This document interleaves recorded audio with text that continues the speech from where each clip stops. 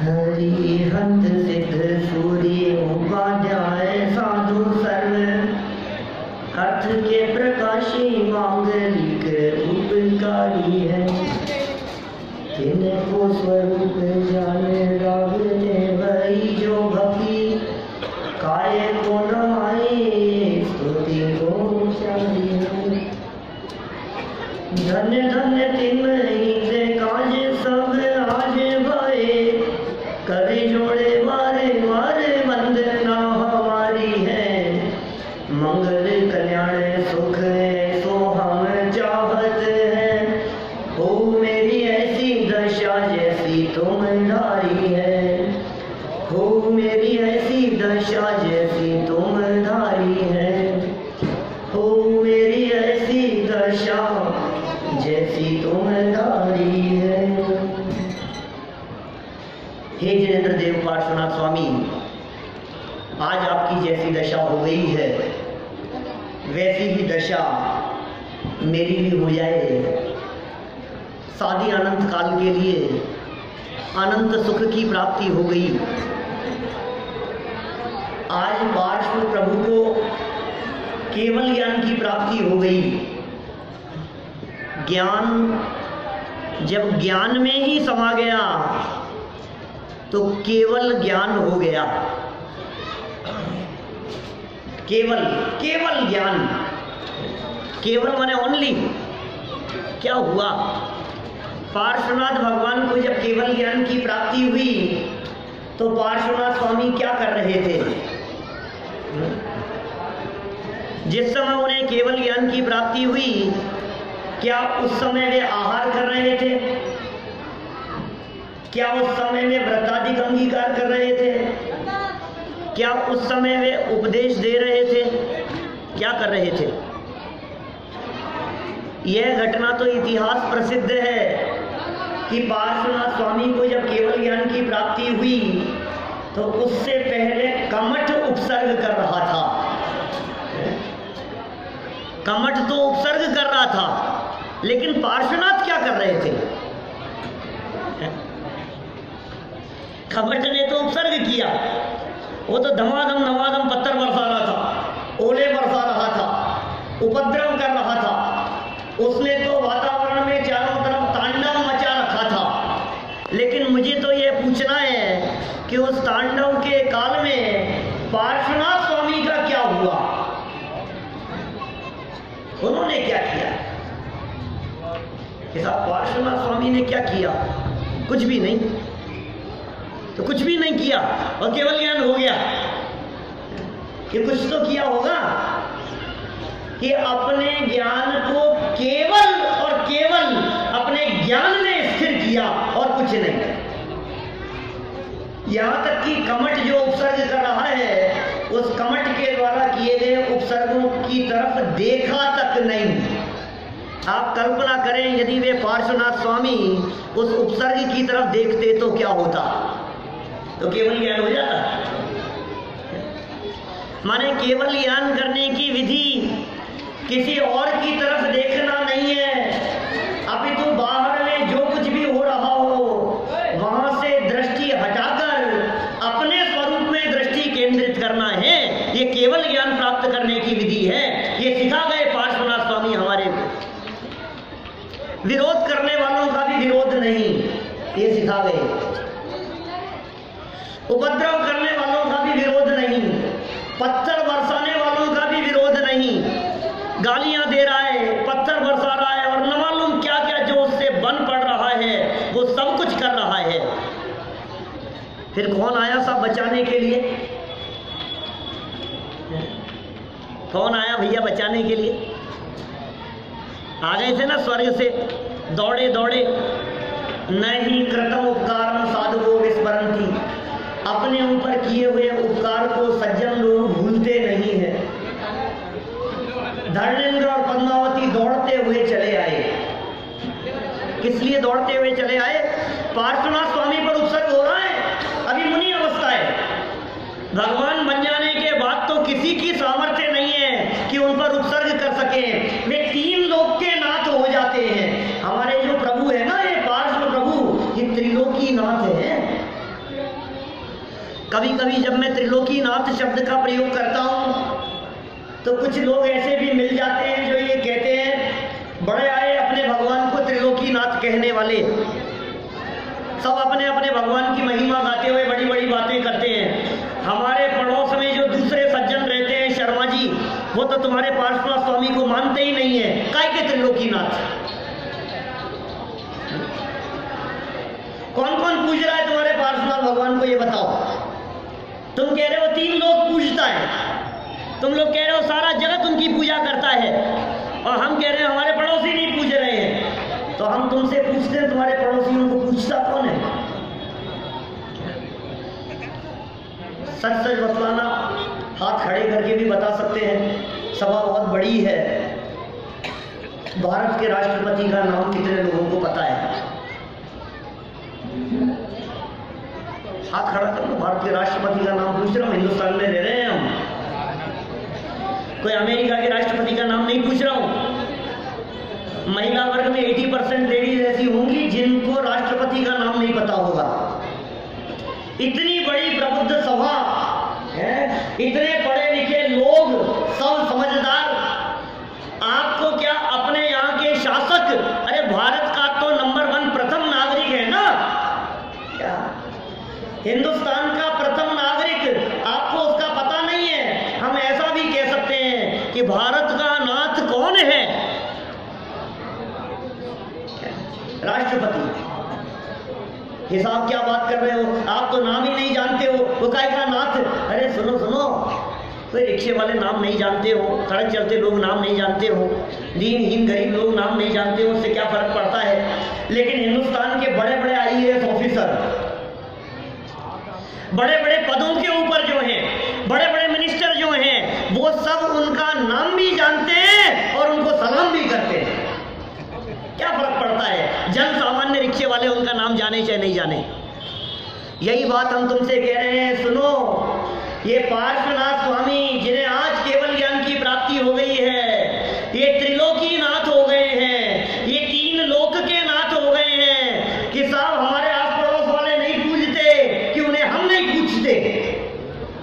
क्या तो कौन पूजता है? कैसे त्रिलोकीनाथ है कि ऊर्ध्व लोक के ये सौधर्मादि सभी इंद्र उनके चरणों में अपना मस्तक धरते हैं, मध्य लोक के चक्रवर्ती आदि महापुरुष उनके चरणों में जाकर के पूजन भक्ति करते हैं, और अधोलोक के नाग कुमार आदि, असुर कुमार आदि देव उनके चरणों में जाकर के झुकते हैं। वे तीनों लोकों के नाथ हैं, इसलिए त्रिलोकीनाथ है।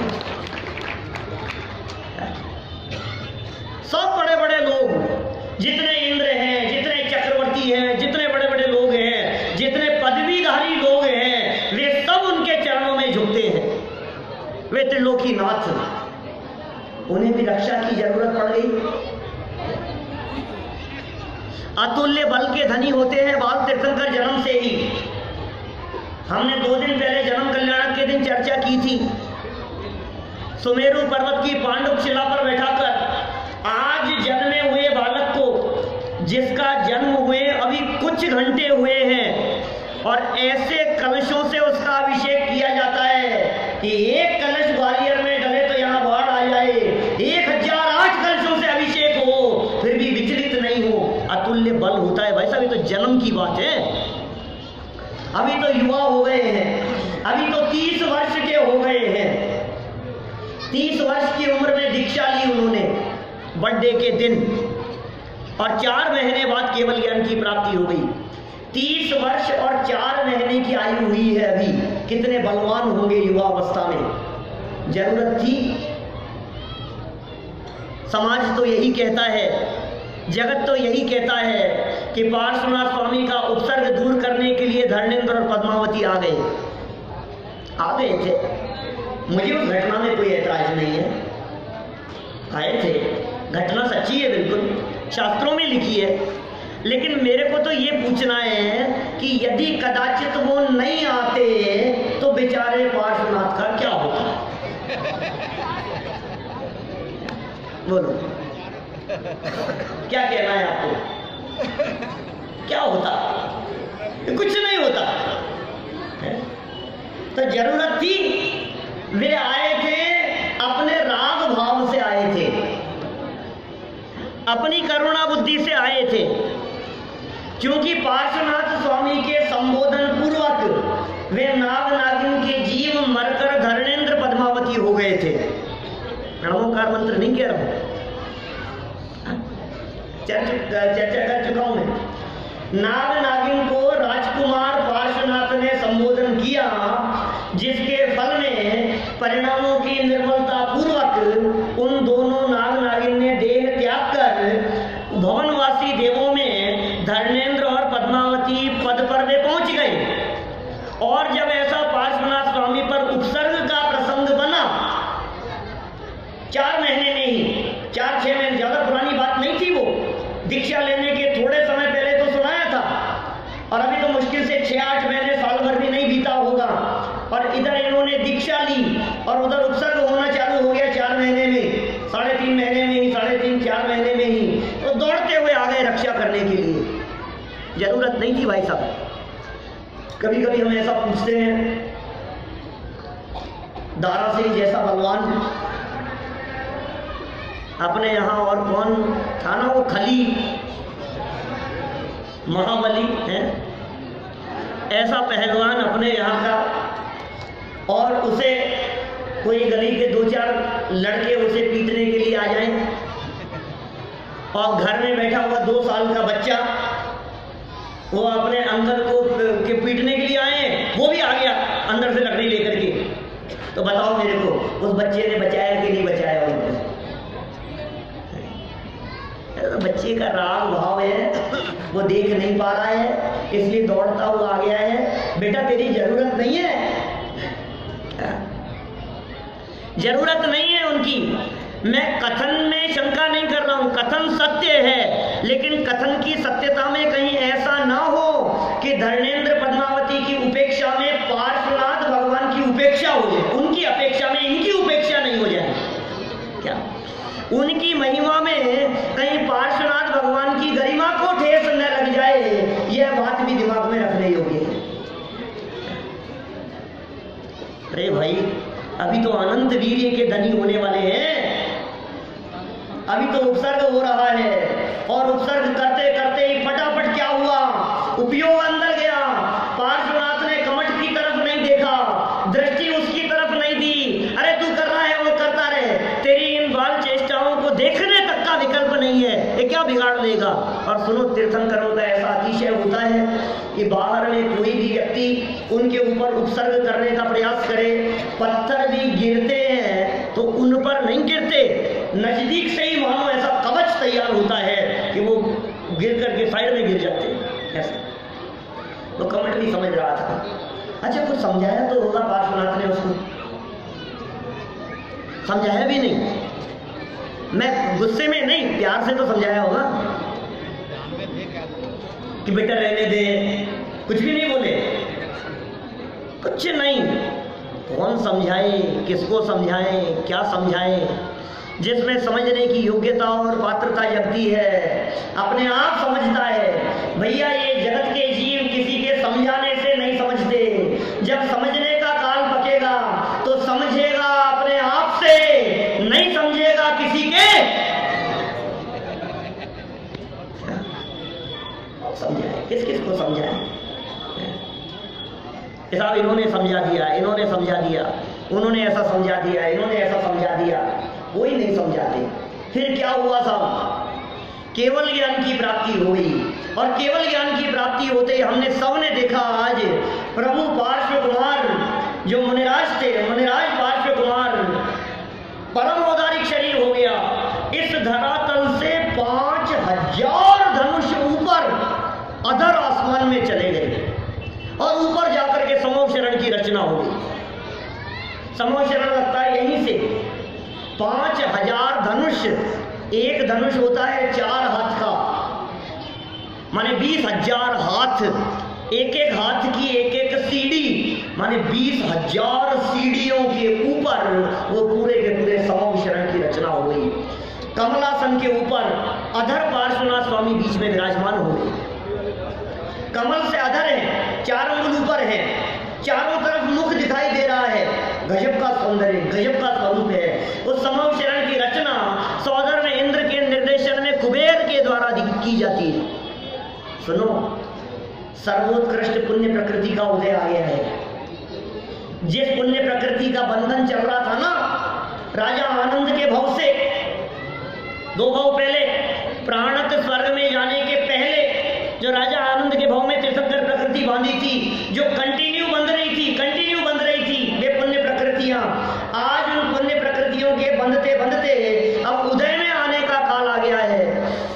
सर्वोत्कृष्ट पुण्य प्रकृति का उदय, सर्वोत्कृष्ट निमित्त तीर्थंकर परमात्मा और सर्वोत्कृष्ट वैभव से संपन्न वो कुबेर बनाने वाला निर्माता, बतलाओ वो समूह शरण की रचना सर्वोत्कृष्ट होगी कि नहीं होगी? कैसे नहीं होगी? अरे जगत में भी जब कोई संपन्न व्यक्ति अपने यहाँ कोई महल बनाता है, बंगला बनाता है, तो उसके बंगले में सहज ही अलग अलग तरह की विशेष चीजें लगी हुई दिखती है, वैभव का प्रदर्शन उसके महल में दिखाई देता है। मैं आपसे पूछता हूं, जब साधारण किसी संपन्न व्यक्ति के घर में ही उसके वैभव का प्रदर्शन दिखता है, तो जिस रचना का निर्माता इस धरती का कुबेर हो, तो वो रचना कैसी बनी होगी? वो समूह शरण कितना सुंदर होगा जिस समूह शरण की रचना कुबेर के द्वारा की जाती है। 20,000 सीढ़ियां कौन सुनने के लिए जाता होगा भाई साहब? कौन जाता होगा 20,000 सीढ़ियां चढ़ करके सुनने के लिए? वहां उपदेश होता है ऊपर जाने के बाद 12 सभाएं लगती है, एक ही लेवल पर 12 कोठे होते हैं, 4 प्रकार के देव, 4 प्रकार की देवियां, एक स्त्रियों के लिए अलग, स्त्रियां और आर्यिका, पुरुषों के लिए अलग, मुनिराजों के लिए अलग और त्रियंचों के लिए अलग। ये 12 प्रकार की सभाएं इस तरह लगती है। चढ़ते कैसे होंगी? कितना तो टाइम इसी में लग जाता होगा, इतना चढ़ने करने नहीं कि नहीं भाई। ऐसा अतिशय है उस समूह शरण का कि उस समूह शरण में कदम रखने मात्र से वे 20,000 सीढ़ियां क्षण मात्र में अंतर्मूर्त में चढ़ जाते हैं। बालक हो चाहे वृद्ध हो चाहे जवान हो, ऐसा उस समूह शरण का अतिशय होता है कि समूह शरण में पहुंचने वाले कोई जीव रोगी नहीं होते, कोई बीमार नहीं होते, कोई दरिद्री नहीं होते, कोई अपाहिज नहीं होते, कोई लूला लंगड़ा अंधा नहीं होता। ये ऐसा चमत्कार है, यदि कोई व्यक्ति अंधा हो तो आंखें आ जाएगी, लूला लंगड़ा हो तो हाथ पांव सही हो जाएंगे, भयंकर बीमारी से ग्रसित हो तो समूह शरण में पहुंचते ही उसकी सारी बीमारियां और रोग दूर हो जाएंगे। ये सारे अतिशय वहां समूह शरण में होते हैं सहज अपने आप। 20,000 सीढ़ियां चढ़ करके लोग वहां पहुंच गए, ऊपर त्रियंच भी चले गए सुनने के लिए, वैर विरोध को भूलकर, कोई जाति विरोध नहीं, किसी तरह का कोई झगड़ा नहीं, किसी तरह का कोई विवाद नहीं। कैसा स्वरूप होता होगा उस समूह शरण का? चारों तरफ प्रभु का मुख दिखाई देता है, कमल से 4 अंगुल ऊपर है, देखो आप, अधर टच नहीं है, नीचे कमल है, कमल की रचना है, और कमल से 4 अंगुल ऊपर अधर विराजमान होते हैं भगवान। मानो कमल से अधर बना इस बात को प्रदर्शित कर रहा हो कि प्रभु अंतरंग में आपका आत्मा आपकी परम औदारिक देह से अछूता है। क्या बाहर की ये देह उस कमल को स्पर्श नहीं कर रही, और अंदर में बैठा हुआ आत्म तत्व वो शरीर को स्पर्श नहीं कर रहा, वे परम औदारिक शरीर के धनी, और चारों तरफ दिखाई दे रहा है। कि क्या मतलब चारों तरफ दिखाई दे रहा है? कोई भी व्यक्ति किसी भी जगह पर किसी भी कोने में बैठा हुआ हो, लेकिन उसे ऐसा प्रतीत हो कि भगवान का उपदेश मेरे ही लिए हो रहा है। ये तीर्थंकर परमात्माओं की वाणी किसी व्यक्ति विशेष के लिए नहीं खिरती, ये तीर्थंकरों की वाणी सामूहिक है, सर्व जगत के जीवों के भला करने के लिए है। मानो सारा जगत समूह शरण में आने वाले लोग तीर्थंकर परमात्मा को देख रहे हैं, चारों तरफ से लोग भगवान पार्श्वनाथ को देख रहे हैं, और पार्श्वनाथ स्वामी वे अपने आप को देख रहे हैं। सारा जगत उनको देख रहा है, वो किसको देख रहे हैं? वे अपने आप को देख रहे हैं। कैसा माहौल होता होगा समूह शरण का? कोई विरोध करने वाला नहीं कि साहब हमने तो सुना है वो महर्षि ऋषभदेव स्वामी के समूह शरण में बात को सुनकर विरोध करने के लिए निकल गया था कि सुनो भाई, समूह शरण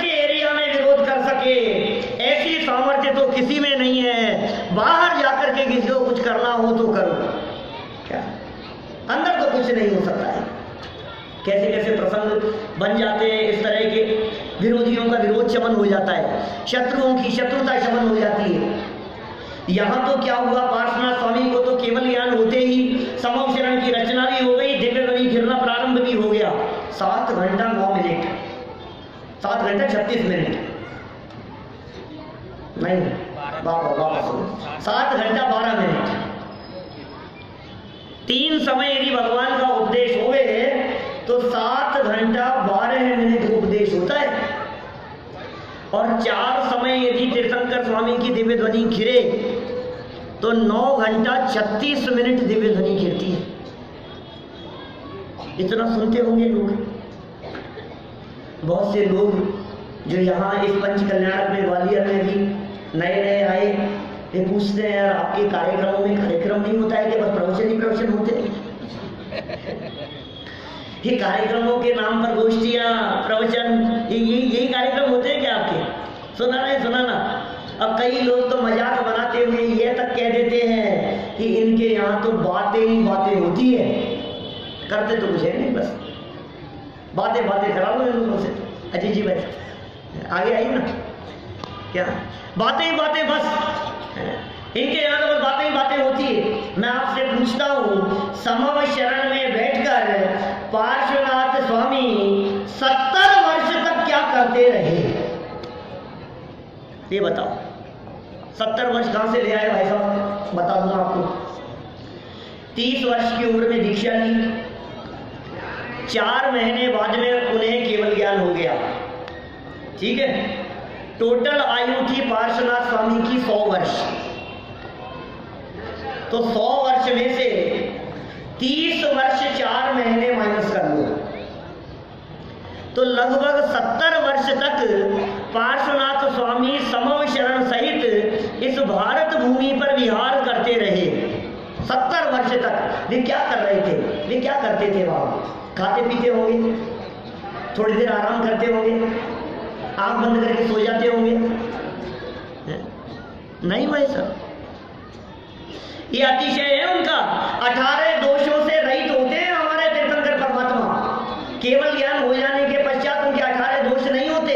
निद्रा नहीं होती, राग द्वेष का काम नहीं होता, सोने का काम नहीं है, और काम नहीं है, किसी भी तरह का कोई काम नहीं, खाने पीने का काम नहीं है। मुनि अवस्था तक तो आहार होता है, भगवान बन जाने के बाद अब समूह शरण में 70 वर्ष के बीच में आहार ग्रहण नहीं होगा। केवली हो गए हैं, केवलियों के कवलाहार नहीं होता, अपने जैसे आहार ग्रहण नहीं करते केवली परमात्मा। तो क्या कर रहे होंगे? भोजन करना नहीं है, नहाना धोना है नहीं, मुनि बनने के पहले ही छोड़ दिया था, खाने पीने की बात छुट्टी हो गई, सोना है नहीं। अब क्या करेंगे बताओ? क्या कर रहे थे वहां? क्या चल रहा था? अपने स्वरूप में लीन है, और कदाचित वाणी का योग सहज अपनी योग्यता से बने तो अपने आप वाणी प्रस्फुटित होती है और जगत के जीवों को उपदेश मिलता है। भव्य जीवों के भाग्य से तीर्थंकर परमात्माओं की दिव्य ध्वनि गिरा करती है, जिसमें भव्य जीवों का सहज ऐसा भाग्य पकता है, अपने आप काम हो जाता है। पार्श्वनाथ स्वामी के साथ तो ऐसा हो गया, डायरेक्ट हो गया। महावीर स्वामी के साथ थोड़ा सा चक्कर पड़ गया था। क्या चक्कर पड़ गया था? 66 दिन तक उनकी वाणी नहीं थी। ये क्या चक्कर हो गया? अब महावीर स्वामी का पंच कल्याणक तो आप कराओगे नहीं जब मेरे को दोबारा बुलाओगे, और यदि कभी कराओगे और आएंगे भी तब तक लोग बदल जाएंगे, किसी की गति बदल जाएगी, किसी का क्षेत्र बदल जाएगा। आज ही कर ले थोड़ी सी चर्चा। केवल ज्ञान हो गया महावीर स्वामी को, बिल्कुल एक जैसी होती है घटनाएं। तीर्थंकरों के 5 कल्याणकों में किसी प्रकार का कोई फर्क नहीं होता, एक समान घटनाएं होती है। जैसे यहाँ पार्श्वनाथ स्वामी को केवल ज्ञान होते ही समूह शरण बन गया, उसी तरह से उधर महावीर स्वामी को भी केवल ज्ञान होते ही समूह शरण की रचना हो गई। फिर क्या हुआ होगा? अब तो उपदेश होगा उनका। सौदर में इंद्र ने घोषणा कर दी, चारों तरफ घोषणा हो गई है, भगवान महावीर स्वामी का समूह शरण लग गया, भगवान महावीर स्वामी का उपदेश होगा। आओ भव्य जीवो आओ,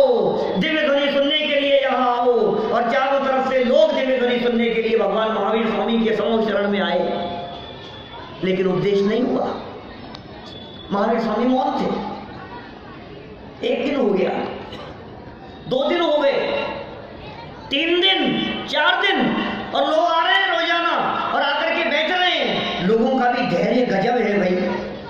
यहाँ तो 5 मिनट कार्यक्रम डिले होता है, ये किसकी व्यवस्था है? टाइम हो रहा है ना, कहाँ चले गए? किसका प्रवचन है? किसकी व्यवस्था है? बुलाओ उनको। आयोजकों को कोसने लगते हैं। वो आयोजन किसके हाथ में था भाई साहब? वहां व्यवस्थापक कौन था? ये सौधर्मेंद्र महोदय सोच रहे हैं सब मेरे नाम पे चलती रहती है सारी बात। क्या करें भाई?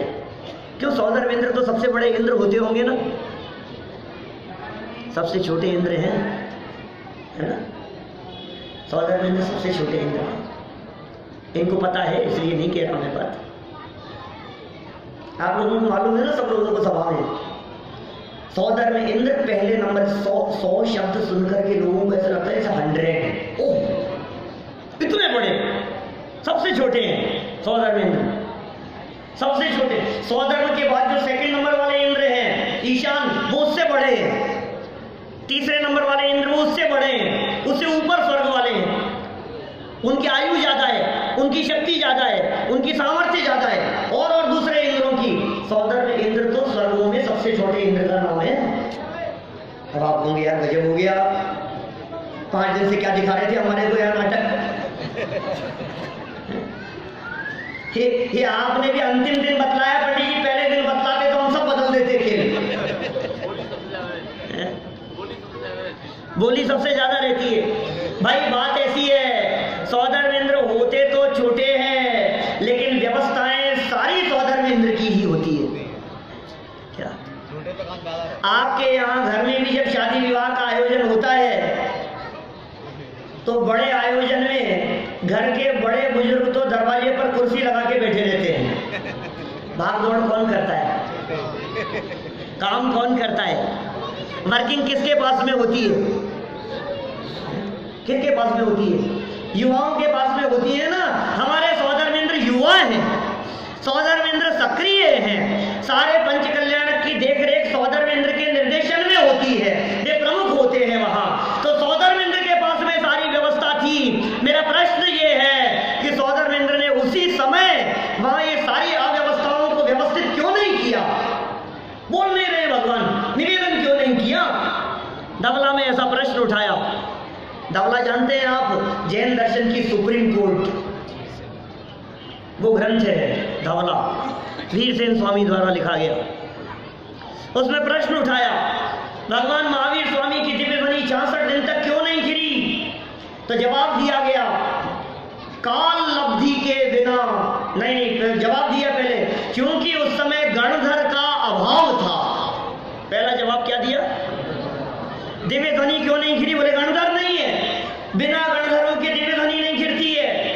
फिर प्रश्न उठाया कि साहब गणधर नहीं था तो वहां की व्यवस्था तो सौधर्मेंद्र के पास में थी, उसको लाना चाहिए था गणधर को कहीं से भी कि तुम्हारे बिना दिव्य ध्वनि नहीं गिर रही है। प्रश्न उठाया ऐसा कि साहब सौधर्मेंद्र ने गणधर को उसी समय उपस्थित क्यों नहीं किया? तो पता है क्या जवाब दिया वीरेंद्र जी साहब? क्या बोले? ऐसा जवाब दिया, काल लब्धि के बिना असहाय सौधर्मेंद्र के गणधर को उपस्थित करने की सामर्थ्य का अभाव था। काल लब्धि नहीं आई, समय नहीं आया, क्या करे सौधर्मेंद्र, क्या करे? पता है शक्ति कितनी होती है सौधर्मेंद्र में? पूरे 2.5 द्वीप को ऐसे ऐसे चिटकी उंगली पर उठा करके ऐसे घुमा दे रहे, इतनी शक्ति होती है, इतनी पावर है। एक भवावतारी होते हैं नियम से। हमारे यहाँ दरबार में बहुत सारे ऐसे जीव हैं जो सब एक भवावतारी होंगे। सौधर्मेंद्र, शची इंद्राणी, कुबेर, ये सब एक भवावतारी है। सारे सौधर्म की साइड वाले दक्षिणेंद्र जितने भी है ना, वो सब एक भवावतारी है। सारे इंद्र अल्पकाल में मोक्ष जाने वाले होते हैं, तो अगले भाव में जाने वाले हैं, नेक्स्ट भाव में ही। कुबेर कौन होते हैं? चर्चा उठ गई तो बता दूं बीच में, कुबेर कौन होते हैं? ये कौन से स्वर्ग के होते हैं? कुबेर की क्या पोजीशन है? ये 4 लोकपाल हैं सौधर्मेंद्र के प्रमुख, सोम, यम, वरुण और कुबेर। क्या ये प्रमुख है, प्रमुख पदाधिकारी हैं ये सौधर्मेंद्र के, और ये सब अगले भाव में मोक्ष जाने वाले होते हैं। तो जवाब तो ये दिया कि भाई सौधर्मेंद्र असहाय था और सौधर्मेंद्र उपस्थित नहीं कर सकता था। 66 दिन निकल गए, सोचो आप। और फिर क्या हुआ, 66 दिन बाद में सौधर्मेंद्र ने अपने अवधि ज्ञान का प्रयोग किया। यार ये हो क्या रहा है, इतने दिन हो गए, ये चल क्या रहा है ये चक्कर। और फिर उस सौधर्मेंद्र ने वहां अवधि ज्ञान का प्रयोग करके पाया कि ओहो कौन बन सकता है गणधर, और यार वो जीव है कौन, इंद्रभूति गौतम, नाम सुना, वो इंद्रभूति गौतम का जीव है। वो समूह शरण में आए, वो गणधर बने, वो मुनि होकर के तब जाकर के भगवान का उपदेश शुरू होगा। लेकिन वो तो जैन ही नहीं है, क्या वो तो कुछ समझता ही नहीं है, उसको कैसे लाएं? वो तो अपने 500 शिष्यों के साथ में बैठा हुआ है कहीं और, उसे लाना आसान काम नहीं है, कैसे लेकर के आए उसे। इंद्र ने एक युक्ति सोची और युक्ति बना करके वहां चला गया। एक वृद्ध ब्राह्मण का वेश बनाया इंद्र ने, बुजुर्ग आदमी का, सफेद दाढ़ी बढ़ रही है, हाथ में लकड़ी है, कमर झुकी हुई है, सफेद बाल है सर पर, ऐसे बूढ़े आदमी का वेश बनाकर वो सौधर में इंद्रभूति गौतम के दरबार में पहुंच गया जहां उसकी सभा लग रही थी। और ऐसा प्रसंग सुनने में आता है कि इंद्र ने वहां 4 लाइनें इंद्रभूति से पूछी कि इनका जवाब चाहिए, इसका अर्थ जानना है। ऐसी किंवदंती चलती है। वे 4 लाइनें कौन सी थी कि त्रैकाल्यम द्रव्य षटकम नवपद सहितम जीव षटकाय लेश्या पंचान्य चास्तिकाया व्रत समिति गति ज्ञान चारित्र भेदा इत्येतन मोक्ष मूलम त्रिभुवनमय प्रोक्तम 4 तत्पर सूत्र के मंगलाचरण में है 4 लाइनें। ऐसा सुनते हैं कि वो सौधर्मेंद्र ने उनसे पूछी। किससे पूछी थी भाई साहब, किससे पूछी थी, आवाज नहीं आ रही। इंद्रभूति गौतम से पूछी थी। और 500 शिष्यों के साथ में बैठा हुआ है, हाथ जोड़ करके वहां इंद्र पहुंच गया, वृद्ध ब्राह्मण का वेश बना करके 4 लाइनें प्रस्तुत की। महाराज एक प्रश्न का उत्तर जानना है। बोले और पूछ, क्या पूछना है तुझे? बोले संस्कृत की इन 4 लाइनों का अर्थ जानना है। लाइनें सुनी, सुन करके थोड़ा घबरा गया, माथे पे 3 साल पड़ गए, मन में ये चलने लगा बताऊं कि नहीं बताऊं, घबराहट होने लगी, क्या बात कर रहे हो। थोड़ी घबराहट चल रही थी अंदर में। घबराहट किस लिए चल रही थी? संस्कृत का बहुत बड़ा विद्वान था, संस्कृत का ज्ञानी था, संस्कृत की 4 लाइनों का अर्थ बतला देना उसके लिए कठिन काम नहीं था, बहुत सरल काम था। तो अर्थ क्यों नहीं बतलाया? अर्थ इसलिए नहीं बतलाया कि अर्थ तो बता दूंगा कि त्रैकाल्यम काल 3 होते हैं, द्रव्य षटकम 6 द्रव्य होते हैं, 5 अस्तिकाय होते हैं। लेकिन यदि सामने से इसने आगे प्रश्न पूछ लिया कि ये 6 द्रव्य कौन से होते हैं, वो तो लिखा ही नहीं है, वो कैसे बताऊंगा? प्रॉब्लम हो जाएगी। मतलब अर्थ बतलाने में दिक्कत नहीं है, लेकिन यदि इनका मैंने अर्थ बतला दिया और उसने पूछ लिया कि 9 पदार्थ कौन से होते हैं, तो बता नहीं पाऊंगा। और माथे पर 3 साल पड़ गए, चिंता की रेखाएं घूमने लगी। और तुरंत सौधर्मेंद्र ने इंद्रभूति की दुबती हुई रग पर हाथ मारा और कहा क्या बात है, संस्कृत के इतने बड़े विद्वान के पास से भी निरुत्तर लौटना पड़ेगा क्या? कि क्या बकता है, कहां से आया है तू, ये कहां से श्लोक ले आया है, कौन सी जगह से लाया है? साहब मेरे स्वामी महावीर स्वामी हैं और वो तो मौन है, अभी कुछ बोल नहीं रहे हैं, तो मैंने सोचा आपसे पूछ लूं कि चल उन्हीं के पास चल के बात करेंगे। पता है किस अभिमान से निकला वो वहां से? 500 शिष्य थे सामने, रजिस्टर्ड शिष्य उसके, पूरी फौज थी पीछे और सबने अपना वेश धारण किया हुआ था, ग्रहित मिथ्यात्वी था। यह तो सिद्ध हो गया कि 7 तत्व 6 द्रव्य के वो नाम नहीं जानता था। यह भी सिद्ध है कि ऋषभ देव से लेकर पार्श्वनाथ तक के 23 तीर्थंकरों के नाम भी नहीं जानता था। महावीर स्वामी का भी कदाचित उसने नाम भी ना सुना हो, पता नहीं कौन होंगे। इस अभिमान में चल रहा है, आगे चल रहा है। वृद्ध ब्राह्मण के वेश में, पीछे चल रहा है इंद्रभूति, और इंद्रभूति के पीछे चल रहे हैं 500 शिष्य, और इंद्रभूति इस अभिमान में चल रहा है कि अरे इसका प्रश्न तो छोड़ो, वो जो भी होगा महावीर मेरे इतने शिष्यों को और ऐसे मेरी जय जयकार सुनते हुए जाते हुए देखेगा, मेरे सामने घुटने टेक देगा। इस अभिमान से जा रहा है। अर्थ किसको बतलाना है? जाने का उद्देश्य ये थोड़ी नहीं है क्या तो अर्थ बतलाना होगा। चलते जा रहे हैं और फिर क्या हुआ, जैसे ही समूह शरण के दरवाजे पर पहुंचा और दरवाजे पर पहुंचते ही सारा का सारा मान अभिमान, उसका घमंड, सारा का सारा अभिमान गलित हो गया। दरवाजे पर पहुंचते ही जितना माथे पर सवार था ना, जैसे ही समूह शरण को देखा मानो वो अभिमान उतार उतार करके वहां धर दिया। 500 शिष्यों ने अपना अपना अभिमान वहां दरवाजे पर छोड़ा तो मानो मान का स्तंभ खड़ा हो गया हो। क्या हो गया भाई साहब? मान स्तंभ। क्या कहते हैं? मान स्तंभ के दर्शन होते ही एकदम बदल गया। ये क्या माहौल देख रहा है, ये क्या दिखाई दे रहा है, ये क्या चमत्कार हो रहे हैं यहाँ। और समूह शरण में वो आगे बढ़ता जा रहा है। देखा तो देखता ही रह गया।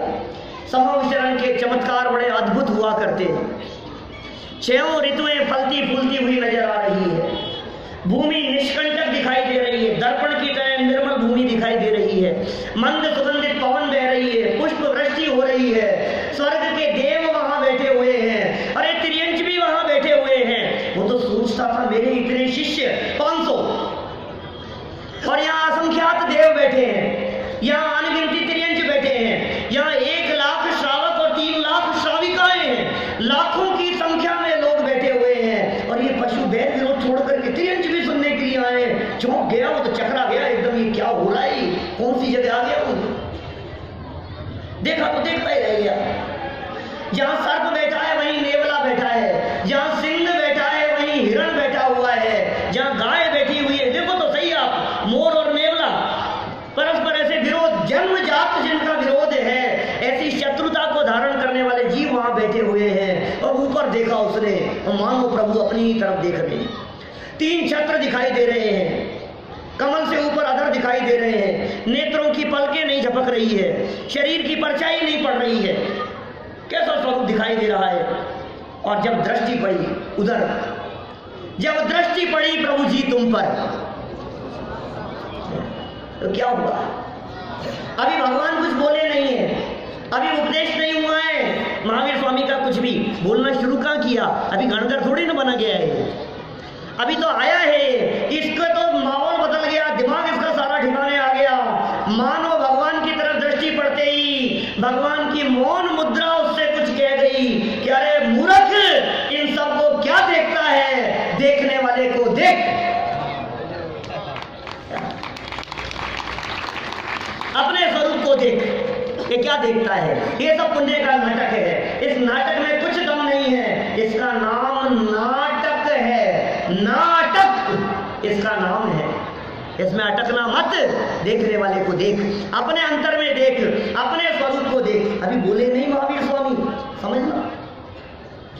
मौन की भाषा शब्दों की भाषा से किसी भी रूप में कम नहीं होती है भाई साहब। समझने वाले चाहिए होते हैं, कमजोर नहीं है। मौन रह करके भी बहुत कुछ कह देते हैं, आंखें बहुत कुछ कह जाती है।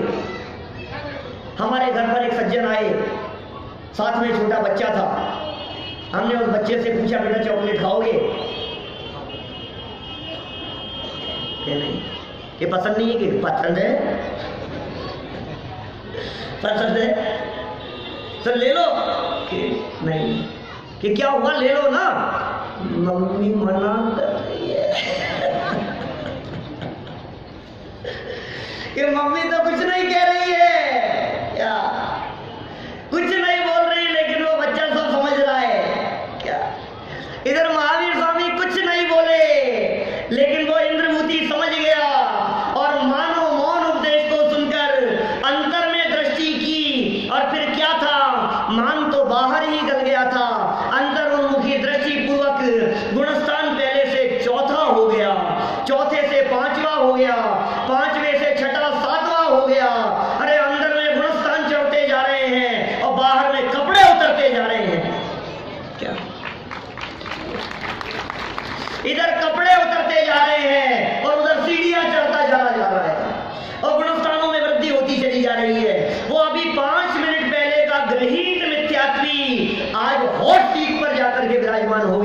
चार ज्ञान का धारी हो गया।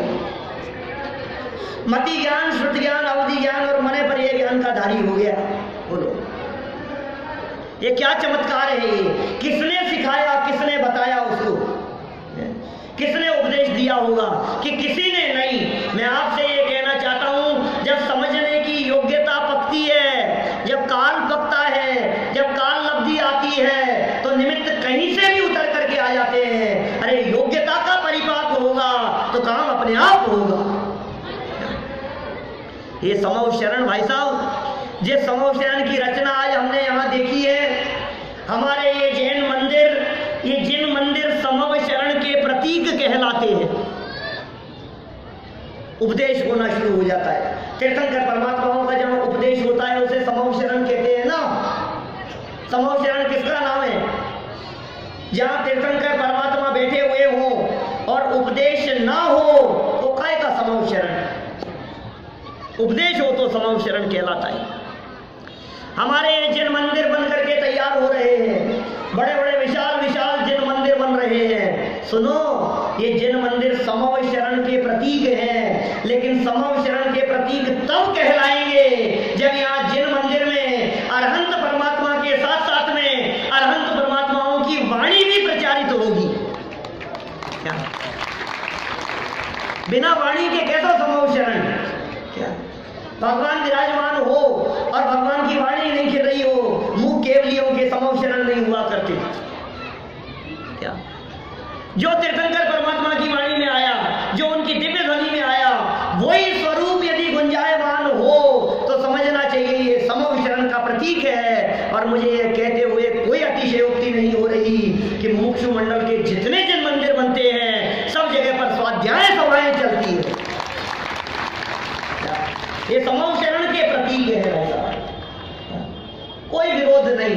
अरे समव शरण उस भूमि का नाम है, समव शरण उस धरातल का नाम है जहां आकर के सारे विरोध मिट जाते हैं। अविरोध का काम नहीं है, विरोध नासमझी की वजह से होता है। जहां हमने समझ लिया, अब विरोध का क्या काम है? भाई साहब, बहुत भाग्यशाली जीव होते हैं जिन्हें तीर्थंकर परमात्मा की दिव्य ध्वनि सुनने का अवसर मिलता है, साधारण नहीं है। ये तीर्थंकर परमात्मा की दिव्य ध्वनि के आधार पर जिनवाणी लिखी गई है। उनके बताए हुए वाणी के अनुसार ही मुनिराजों का आचरण होता हुआ दिखाई देता है। सारे सृष्टि की व्यवस्था ये तीर्थंकरों के माध्यम से दिव्य ध्वनि में बताई जाती है। कैसा स्वरूप होता है दिव्य ध्वनि का, क्या बातें आती होगी, क्या चर्चा करते होंगे वे समव शरण में बैठकर, क्या बातें बताते होंगे। आज अभिनंदन समारोह है ना, पंचकल्याण प्रतिष्ठा महोत्सव के बीच में ये सहज ही ऐसा संयोग जैसा दिखता है कि हमारे यहाँ जितने पंचकल्याण प्रतिष्ठा महोत्सव होते हैं सभी में ये समव शरण रचना और दिव्य ध्वनि और केवल ज्ञान के बाद सायंकालीन सभा में सम्मान समारोह रखा जाता है।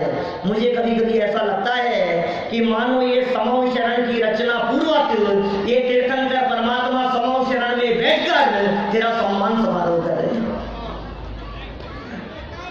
ये गले में माला डाली जाए ये सम्मान है।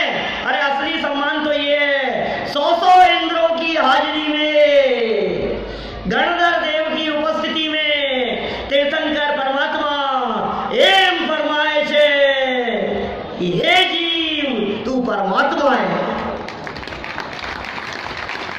हे जीव तू भगवान है, तू बना बनाया भगवान है। एक बार अपने भगवत स्वरूप को देख एक बार अपने अंतरंग स्वरूप को कि साहब मैं कहाँ भगवान दिख रहा हूँ, कपड़े लत्ते पहने हुए दिखाई दे रहा हूँ कि सुन ये ऊपर के कपड़े हैं, अंदर में जो तत्व बैठा हुआ है एक बार उसको देख। किसकी महिमा का बखान करते हैं समव शरण में बैठकर, किसका वर्णन किया जाता है, किसकी बात बतलाई जाती है। ये चेतन भगवान आत्मा की बात, मेरी शक्तियों का वर्णन, मेरी महिमा का वर्णन। एक बार यदि ये बात ख्याल में आ जाए कि ये भगवान की दिव्य ध्वनि में मेरे गीत गाए जाते हैं तो फिर भगवान बनने में देर न लगे।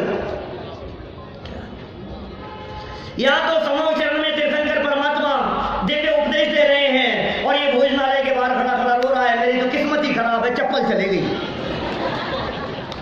क्या मूर्ख, चप्पल चले गई तेरी, किस्मत ही खराब है।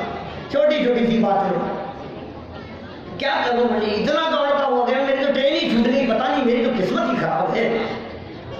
मेरे साथ तो कल ही तो मैंने इस कंपनी में पैसे लगाए थे, 2 साल से पीछे पड़े थे, कोई कल ही तो लगाए थे, कंपनी भाग गई, मेरी तो किस्मत ही खराब है। ये मूर्ख, तेरी किस्मत खराब है। साक्षात तीर्थंकर परमात्मा का योग तुझे मिल रहा है, जिनेंद्र भगवान की वाणी जिनवाणी तुझे मिल रही है। सुनो, इस लोक में जिन बच्चों के सर पर माँ का हाथ होता है वे कभी अभागे नहीं होते हैं। जीवन में प्रतिकूल परिस्थितियां कितनी भी आ जाए, प्रतिकूलताएं कितनी भी हो, पाप कर्म का उदय कितना भी हो, संकट कितना भी हमारे माथे पर मंडराता हो, लेकिन यदि हमारे माथे पर जिनवाणी माँ का हाथ है तो हम अभागे नहीं है, हम भाग्यशाली है, भाग्यशाली है। जिन्हें जिनवाणी मिल गई, जिन्हें वितरागी तत्व ज्ञान मिल गया, जिन्हें भेद विज्ञान की चर्चाएं सुनने को मिल गई, जिन्हें अभूतपूर्व बातें मिल गई है, जिन्हें आत्मा से परमात्मा बनने का मार्ग मिल गया है, वे आगे कैसे हो सकते हैं। सुना है आपने भरत जी का वो वाक्य, 6 खंड जीत लेने के पश्चात भरत चक्रवर्ती, जिनके नाम पर हिंदुस्तान का नाम भारत पड़ा, वे भरत चक्रवर्ती ऋषभदेव स्वामी के ज्येष्ठ पुत्र, 6 खंड के स्वामी। जानते हैं 6 खंड किसका नाम है? ये हिंदुस्तान नहीं, उपलब्ध आज की पूरी दुनिया, जिसे आप दुनिया कहते हैं, ये उसके 6 खंड के सामने समुद्र में बूंद बराबर है। इतनी बड़ी दुनिया का मालिक होता है, इतना बड़ा सम्राट था भरत चक्रवर्ती। 32,000 राजा उसके अधीन थे, 32,000 राजा, इतना बड़ा चक्रवर्ती सम्राट। 6 खंड को जीत लेने के पश्चात जब लौट करके आया क्या, और राज दरबार में जब उसे राजमाता ने बुलाया, आपको पता है ना 3 शुभ सूचनाएं मिली थी एक साथ, और 6 खंड को जीत करके आने के पश्चात माता ने बुलाया कि मेरा बेटा कितना भाग्यशाली है, इस धरती पर कौन हुआ होगा ऐसा जिसने 6 खंड को जीता है, इतना बड़ा शासक। तो पता है क्या बोले भरत कि माँ तुझे जो कुछ कहना हो कह, लेकिन भाग्यशाली मत कह। भाग्यशाली तो तेरे वे बेटे हैं जिन्होंने पिताजी के साथ दीक्षा ले ली, भाग्यशाली तो तेरे वे बेटे हैं वृषभ सेन जैसे जो ऋषभ देव के पहले गणधर थे, भाग्यशाली तेरे वे बेटे हैं अनंत वीर्य जैसे जो पिताजी के पहले मोक्ष चले गए, भाग्यशाली तेरी वे बेटियां हैं ब्रह्मी और सुंदरी जो आज आरिका बन गई है। इस भरत को भाग्यशाली नहीं, ये भरत तो अभागा। 6 खंड की विभूति प्राप्त करने के बाद भी जो तत्व ज्ञान से दूर रह करके अपने आप को अभागा अनुभव करते हैं, वे भरत चक्रवर्ती जैसे सम्राट, और हम जिनवाणी से दूर रह करके अपने आप को भाग्यशाली कहें, संभव नहीं है भाई साहब। जिनवाणी से दूर रह करके कोई व्यक्ति भाग्यशाली नहीं हो सकता। इस दिव्य ध्वनि और इस दिव्य वाणी से दूर रह करके कोई व्यक्ति भाग्यशाली नहीं हो सकता। अरे गुरुदेव कहा करते थे, जूतों में बैठ करके भी यदि ये जिनवाणी की चर्चा सुनने का अवसर मिले तो समझ लेना चक्रवर्ती के सम्राट से ज्यादा, साम्राज्य से ज्यादा पुण्य का उदय दे रहा है। जूतों में बैठ करके भी यदि ये बात सुनने का अवसर यदि मिले ना, कहीं बैठ करके, समझ लेना इतना भाग्य है। आज तीर्थंकर परमात्मा पार्श्वनाथ स्वामी की दिव्य ध्वनि की रही है। दिव्य ध्वनि में मेरा अभिनंदन समारोह किया जा रहा है। अभिनंदन अभिवादन अपने द्वारा अपना किया है कभी? अनादिकाल से आज तक पर की ही महिमा आती रही, संयोगों की महिमा आती रही, बाह्य वैभव की महिमा आती रही, दृष्टि पर की तरफ ही घूमती रही। भैया अपने आप की महिमा आज तक कभी नहीं आई। आज भगवान की दिव्य ध्वनि में मुझे अपने स्वरूप का भान हुआ। प्रभु जी अब ना भटकेंगे संसार में, अब अपनी खबर मुझको हो गई। भगवान की दिव्य ध्वनि में आई हुई इन बातों को समझे गहराई से एक बार। जिनेंद्र भगवान की वाणी जो जिनवाणी के रूप में हमारे सामने उपलब्ध है, एक बार उसे गहराई से समझने का प्रयास करें। यदि आप इन बातों को समझेंगे तो पूरी की पूरी जिनवाणी, पूरी की पूरी दिव्य ध्वनि हमारी महिमा बखान करने के लिए। हम सभी दिव्य ध्वनि में आए हुए उस तत्व को गहराई से समझें, जिनवाणी माँ के सानिध्य में अपना काल बिताएं और भाग्यशाली रूप से अपने जीवन को व्यतीत करें। इस भावना से मैं बात को यहीं विराम देता हूं। अभी हम सबने संजीव जी के माध्यम से इस ज्ञान कल्याण की बेला में किस तरह अपने ज्ञान का सम्मान करना चाहिए, माँ जिनवाणी के बिना हमारा जीवन अधूरा है, ऐसे मंगलमय वचनों के माध्यम से प्रेरणा प्राप्त की और जिन आगम तथ्यों का भी हमने